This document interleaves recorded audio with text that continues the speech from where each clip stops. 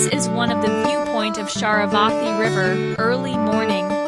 We have started early to see the sun rise, then headed towards the Jog Falls.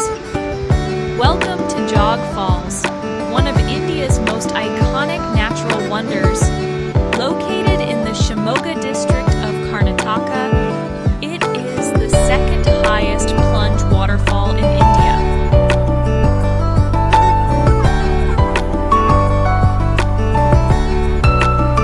We are exploring both front and back views.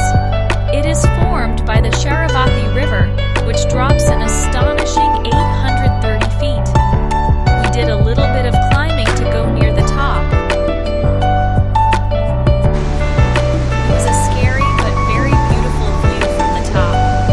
This fall has 4 distinct streams: Raja, Rani, Rocket, and Laura.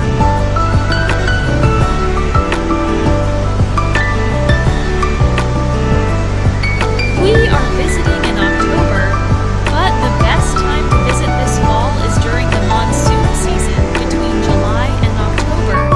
So, pack your bags and enjoy yourself. Don't forget to like, share, and subscribe for more travel stories.